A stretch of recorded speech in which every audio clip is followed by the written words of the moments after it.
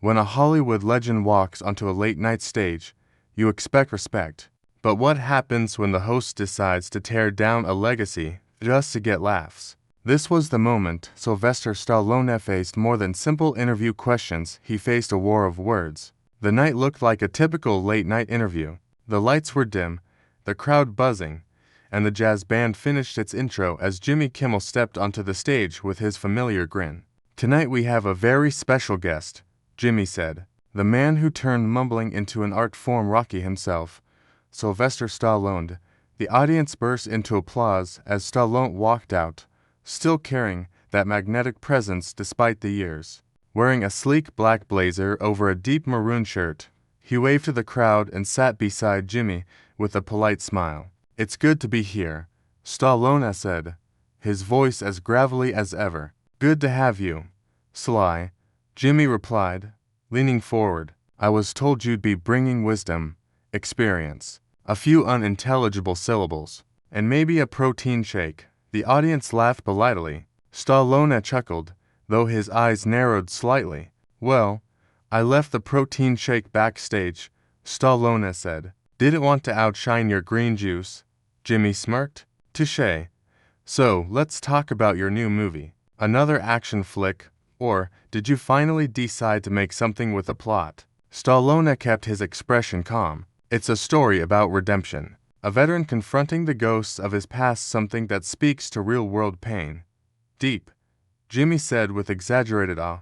"And here I thought it was just another excuse to flex those biceps on screen."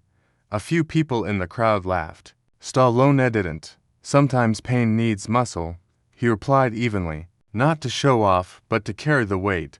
The temperature in the room shifted. Jimmy still looked amused. "Wow, that's poetic," he said. "Did Rambo teach you that, or was it Rocky?" Stallone leaned back. "Funny. I always thought comedy was supposed to punch up, not down." Jimmy raised his eyebrows, clearly surprised. "Just having fun," he said quickly. "Don't want to get body slammed on live TV." "Don't worry," Stallone replied calmly. "I only hit when it's scripted." The tension in the studio grew. The audience could feel it. What started as playful banter was turning sharper. Jimmy tried to lighten things. "Let's go back for a second. The first Rocky film, you wrote it in 3 days, right? Did you just run out of crayons?" A ripple of discomfort moved through the audience. Stallone paused before answering. "I wrote it with everything I had," he said quietly, "while sleeping in a bus terminal and trying to sell my dog so I could eat. So yeah, crayons weren't exactly the priority." The room fell silent. Jimmy looked momentarily caught off guard. Stallone leaned forward slightly. "You know, Jimmy," he said, "sometimes you crack jokes. Sometimes you crack dignity. Be careful which one you're breaking tonight." The stage was set. The gloves were off, and the interview was only getting started. Everyone expected jokes, but no one expected a fight for respect to unfold live on television. With every remark, Jimmy pushed lower while Stallone rose higher. Jimmy leaned back as if nothing had happened. "You know, Sly, you should try stand-up." That comeback was almost intelligible. Stallone didn't react. "And you should try sincerity sometime. It might shock your audience." The crowd let out a loud "do," sensing the tension building. Jimmy, clearly enjoying the moment, pressed on. "Let's be honest, you've made more sequels than Hollywood has original ideas. Ever think about letting it go?" Stallone slowly crossed his legs. "I keep telling stories people want to hear. Maybe that's the part that bothers you." Jimmy chuckled sarcastically. "Or maybe it's that you keep playing the same guy with a different haircut." Stallone's eyes sharpened. "Better than being a new haircut with the same jokes." The audience erupted in laughter. Jimmy smiled tightly. Okay, touché. But seriously, doesn't part of you worrying that people only see you as a punchline?" Stallone leaned closer. "Only when hosts like you try to write the jokes," he said. "Let me remind you, Rocky wasn't just a film. It was hope for a lot of people who had none." The mood shifted again. This time the applause was strong and sincere. Jimmy tried to recover. "But you're a millionaire now, right? Don't you think it's a little strange talking about struggle?" Stallone's voice grew deeper. "Struggle doesn't disappear when the paycheck arrives. It leaves scars. And it teaches you when someone is trying to turn you into their punchline. Jimmy paused. You think I'm using you? Stallone held his gaze. You tell me. The audience held its breath. For the first time, Jimmy looked uncomfortable. Then he forced a laugh. Well, folks, he said, I didn't realize we booked a philosophy major tonight. Stallone smiled slightly. Funny, he said. I thought we booked a comedian. The studio erupted again. Jimmy clenched his jaw. The dynamic had shifted, and he was no longer in control. Searching for another angle, he quickly continued. So, how do you respond to critics who say your career is just nostalgia now? He asked, that without the past, you're not much in the present. Stallone's tone grew colder. Critics talk, legends work, and I don't need to relive the past. I built it. There was a pause. Then the audience, nearly breathless, exploded into thunderous applause. It wasn't just support, it was respect. Jimmy leaned forward, making one last attempt. Come on, Sly. Can't you take a joke? Stallone's smile disappeared. Can you take the truth? Silence filled the studio, the kind that swallows a room whole. Jimmy turned to the camera, forcing a grin. We'll be right back after this short break. If Stallone doesn't punch me before then. But everyone watching knew it wasn't just a break. A line had been drawn, and the battle was far from over. When words begin to cut deeper than expected, even the strongest can feel the pressure. But Stallone didn't flinch. He answered with the strength of a man who had fought his entire life just to be heard. The commercial break ended, and the lights came back on. Jimmy adjusted his jacket and returned with his polished smile. We're back with the one and only Sylvester Stallone, he said. The man? The myth? What is it now? An 80-something-year-old action figure. Stallone let the audience laugh without reacting. Better to be molded in stone than made of plastic. Jimmy. The crowd applauded again, louder this time. A noticeable shift had formed in the studio. Well, I have to say, Jimmy continued, pretending not to notice, your fans are loyal. Almost aggressively so, like they still think you're that scrappy underdog from Philly. I am, Stallone said simply. I just wear better shoes now. Jimmy scoffed. But come on, Sly, haven't we moved past the whole underdog thing? Isn't it time to hang up the gloves literally and metaphorically? Stallone looked him straight in the eye. Do you ever tell a soldier to hang up his boots because the war makes you uncomfortable? Jimmy blinked. The atmosphere instantly grew heavier. I don't think making Rocky IX counts as war, Jimmy replied. It does, Stallone said calmly. When you're fighting cynicism, apathy, and the belief that people like me can't still inspire. The audience burst into applause again.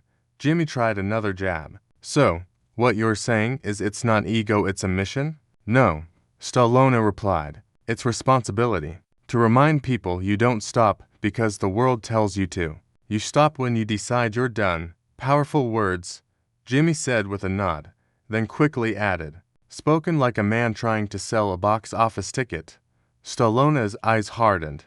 You know, Jimmy, you keep trying to turn this into a punchline. Maybe because deep down you're afraid someone might actually take me seriously.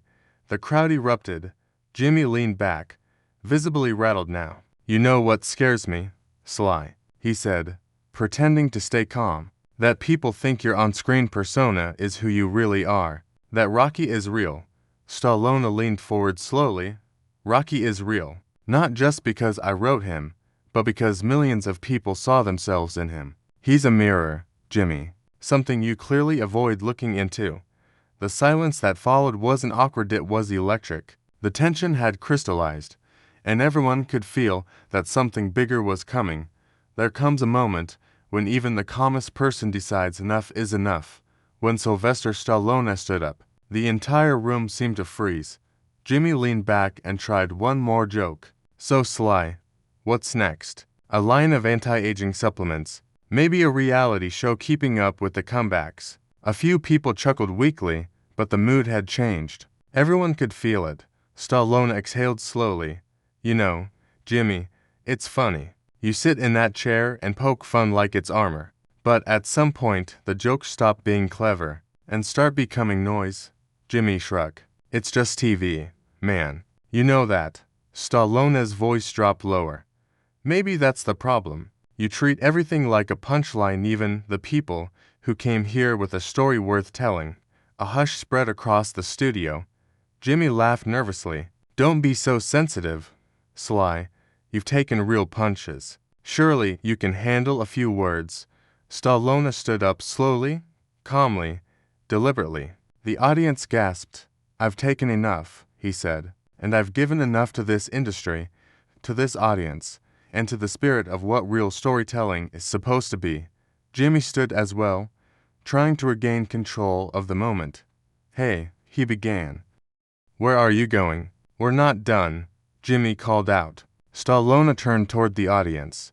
But I am. For a moment, the room stayed silent. Then applause broke out, not from shock, but from solidarity. Jimmy tried to brush it off with a laugh. Don't worry, folks. Next week we'll have someone with a sense of humor.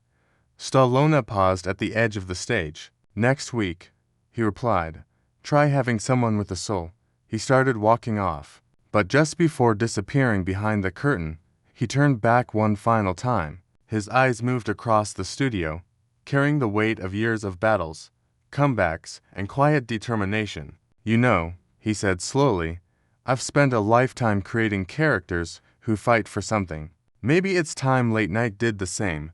The camera tried to follow him, but the shot cut awkwardly back to Jimmy, who sat blinking, unsure how to recover. Backstage, a camera crew captured Stallone walking past stunned staff members. Some clapped quietly, others simply nodded.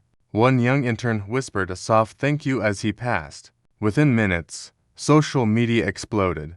Hashtags like #RespectStallone and #LateNightGoneWrong began trending around the world. Memes flooded the internet, including one image of Stallone standing tall with the caption, Strength ain't loud, it's dignified. The clip was replayed again and again across news outlets. Commentators analyzed it, fans praised it, and public figures from actors and directors to athletes shared their admiration. Stallone hadn't just walked out of a studio, he had walked into a moment people wouldn't forget. What began as a routine late-night appearance turned into a raw confrontation that revealed more than just clashing personalities, it revealed values. Stallone didn't storm out in anger. He walked out with dignity, and audiences both in the studio and around the world knew they had witnessed something genuine. Who was right? Who went too far? Let us know what you think in the comments. And if you want more stories that reveal the moments behind celebrity headlines, be sure to subscribe. This wasn't just another talk show episode. It was a turning point.